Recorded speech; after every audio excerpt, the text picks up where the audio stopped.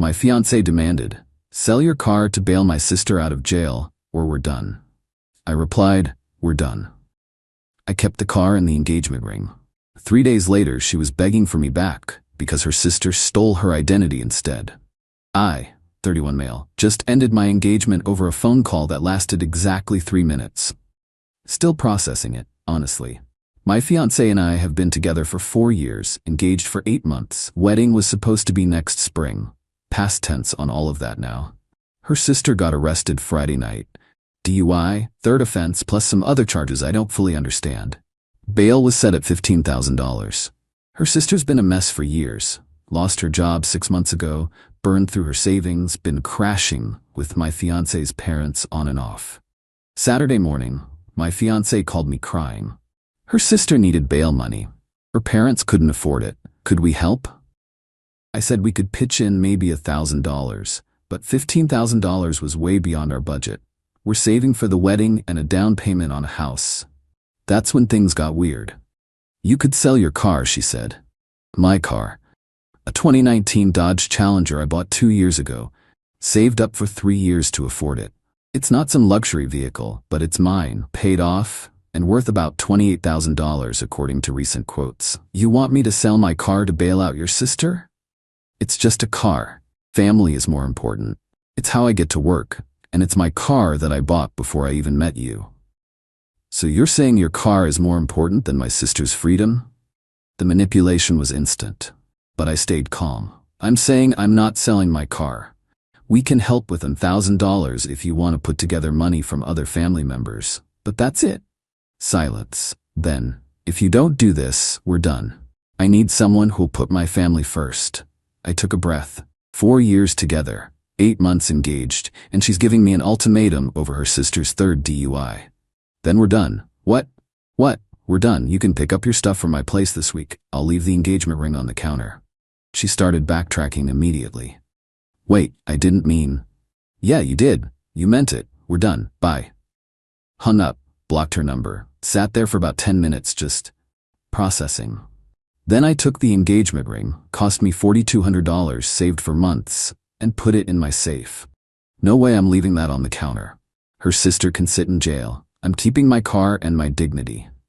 Update 1. 5 days later. Well, that escalated in ways I didn't expect. After I blocked my ex-fiancée, she showed up at my apartment Sunday morning with her mom. I didn't let them in. Talked through the door. Her mom started with the guilt trip. "How can you abandon her like this? After 4 years, over money?"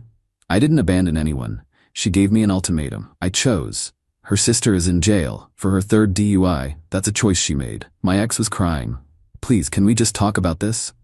"No, we're done. Come by tomorrow between 5-7 p.m. to get your things. Come alone." Her mom, "You're a selfish, heartless man. She deserves better." "Probably. She can go find it." They left. I went back inside and started boxing up her stuff. Clothes, toiletries, a few books, and kitchen items she'd slowly migrated over. Not much since we didn't live together. Thank God we didn't live together. Monday evening she came by, alone surprisingly. Looked like she hadn't slept. "Can we please talk about this?" "Nothing to talk about. Your stuff's by the door." I made a mistake. I was panicking. My sister's in trouble and I wasn't thinking straight. "You were thinking straight enough to give me an ultimatum. I didn't think you'd actually break up with me." That floored me.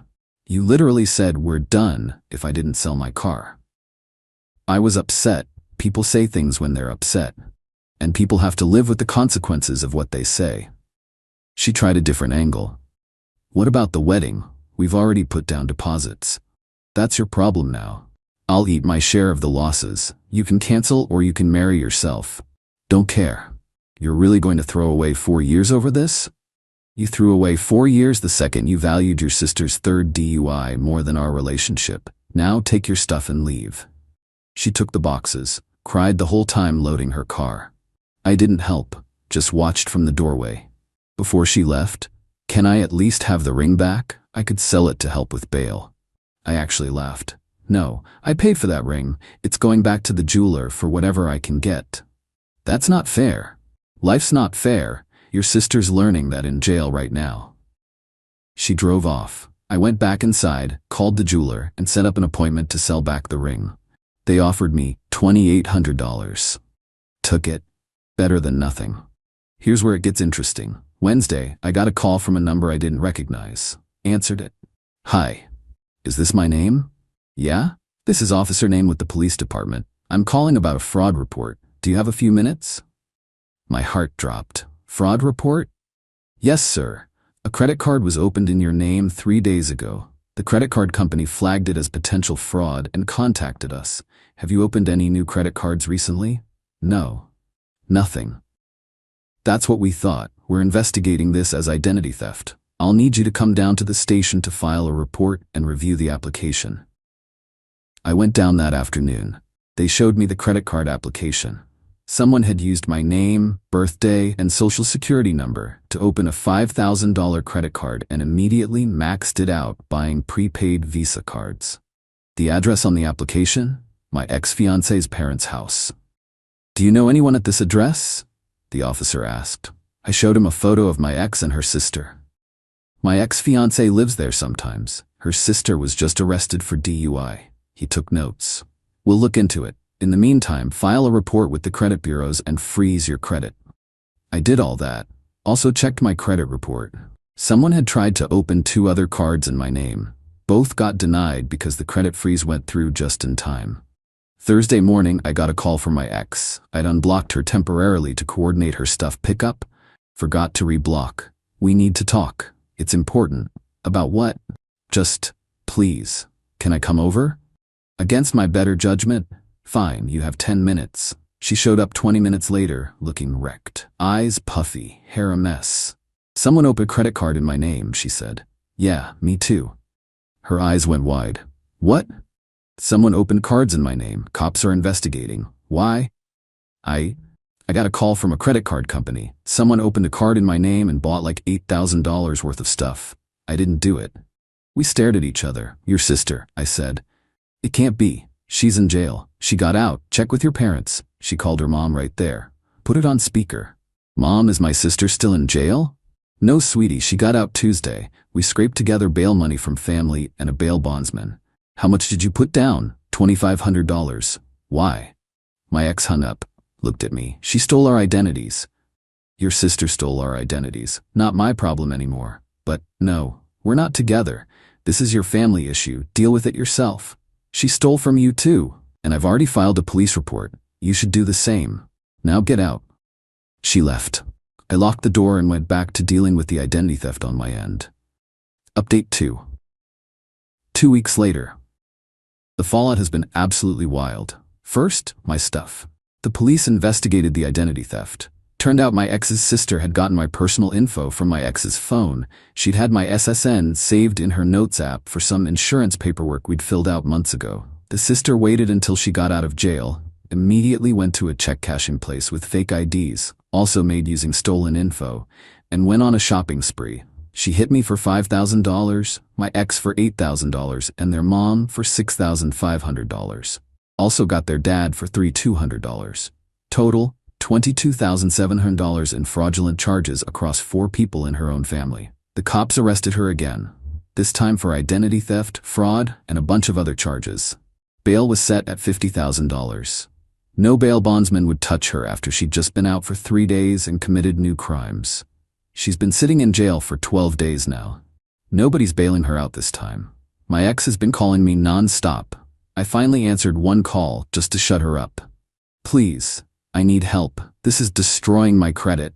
I can't get approved for anything. Did you file a police report? Yes, but the credit card companies are saying I'm responsible until the investigation is complete. I can't afford $8,000. Sounds like a personal problem. You're really not going to help me? Help you? Your sister stole from me because you had my personal information saved on your phone. This is literally your fault. I didn't know she'd do this. You wanted me to sell my car for her.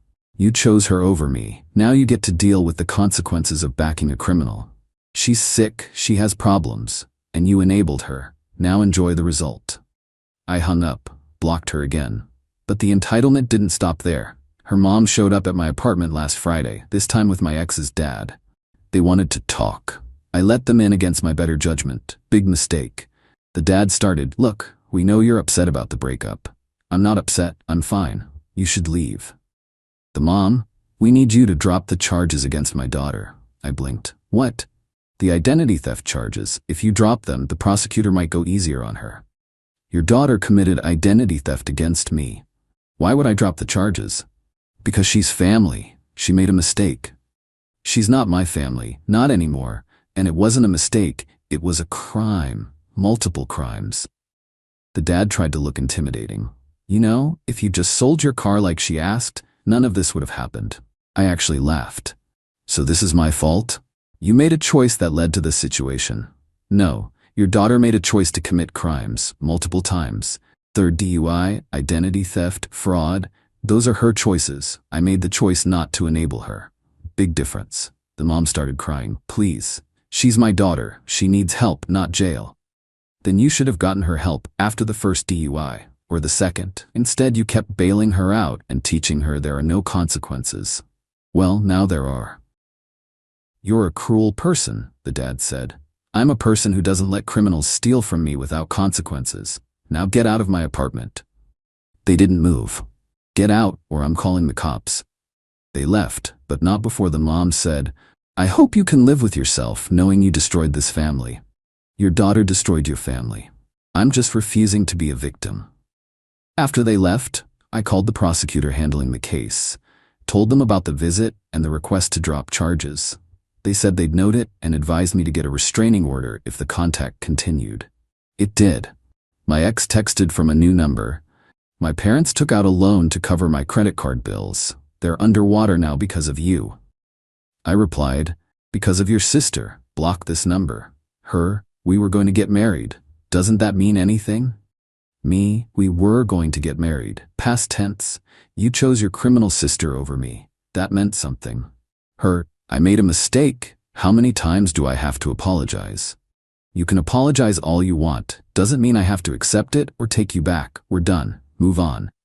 I can't move on. I love you. You loved my car more, or at least you loved your sister more than both of us. Enjoy that choice. Block the new number. Yesterday I got an email from her, long, rambling, talking about all our good times together, how she made one mistake in a moment of panic, how I'm throwing away something beautiful over pride. I replied with one sentence. You gave me an ultimatum.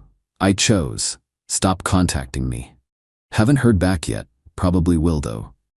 The entitlement is strong with this family. Meanwhile, the prosecutor called me.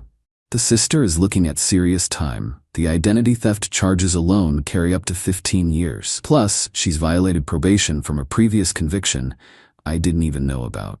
Her public defender is trying to work out a plea deal. They asked if I'd be willing to give a victim impact statement at sentencing. I said yes. Absolutely yes. Final update, 6 weeks later. Wrapping this up because it's finally over mostly. The sister took a plea deal, pled guilty to identity theft, fraud, and probation violation. Got sentenced to 4 years in state prison, 3 years supervised probation after release, and court-ordered restitution to all victims. I gave my victim impact statement at the sentencing hearing. Kept it short and factual. Explained how she stole my identity, the time and money I spent fixing my credit, the stress and violation of having someone impersonate me. The judge listened, nodded, and factored it into the sentence. My ex and her parents were there. They all glared at me the entire time. After the sentencing, the mom tried to approach me in the hallway. A bailiff intercepted her. I left immediately.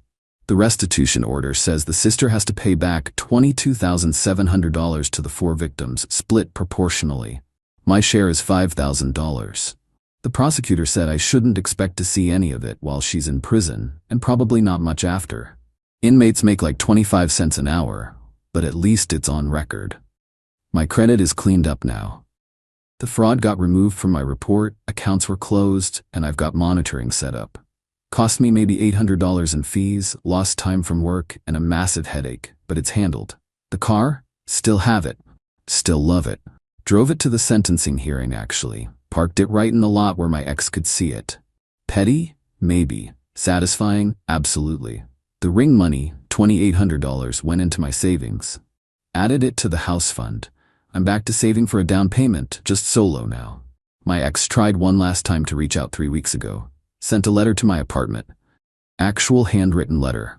It was 5 pages of her explaining that she's been in therapy, realized she has codependency issues with her family, understands now why I made the choice I did, and wants another chance. I read the first page, threw the rest in the shredder. Sent her a text from a Google Voice number. I've read your letter. I'm glad you're getting help, but we're not getting back together.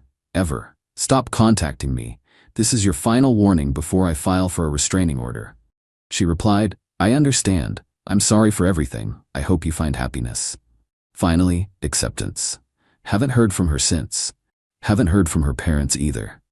Think they finally got the message. As for me, I'm doing fine. Better than fine, actually. The whole situation taught me that I have a backbone I didn't know was that strong. I made a choice in the moment and stuck with it, even when people tried to guilt trip me, manipulate me, and blame me for other people's crimes. Some people think I'm heartless for not selling my car, that I could have prevented all this if I'd just helped out. Those people are idiots.